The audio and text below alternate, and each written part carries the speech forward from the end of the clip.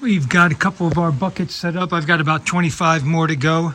Quick tip, I set up 60-gallon barrels to store our sap. Pickle barrels or sweet cherry peppers, whatever. See them right there. I try and level off the ground as much as I can. I put some particle board or anything else I have there. And I also have this rubber mat that I use when I'm working on the car or on the tractor or whatever. I put this down. It's cold today, so it's stiff. I'm going to lay this flat. Then I'm going to put the barrels on top of this. So if there are any pebbles or anything underneath there, they're not going to puncture the barrel when it's full. Obviously, when they're empty, there's not much of a need to worry about it. But once they're filled, and you've got 55 gallons or so of sap, it gets heavy. And that's how we manage that. We'll be using this to store all our sap.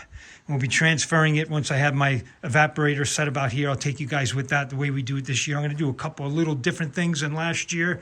See if they work. If they don't work, then we just go back to the way we were. But that's what we're up to. Dauntless is right here. Looking a little rough. I'm going to do a video on what it looks like after 4 years of boiling. I have not babied it. Obviously, you can see that. I'll show you what it looks like on the inside. The ceramic insulation. Going to show you how the bolts and all the, I don't want to say consumable items are holding up.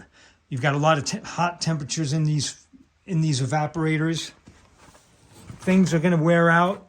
They'll do that on any unit. So I'm going to show you what the Dauntless looks like. And if it's something that you're interested in purchasing and you're not sure if it's for you, go into the comments, let me know, and we can talk about it. I run a flat pan for about 60 taps up here, and it's been absolutely perfect.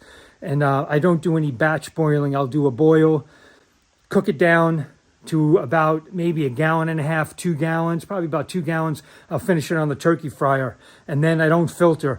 I don't worry about running around at the end of the night after a long boil day. I take it right into the kitchen, get it to temperature, I can it, boom, let it settle, and then I pour off later on when I want to can it and give it out as gifts. I've got plenty of videos. I'll do a couple more.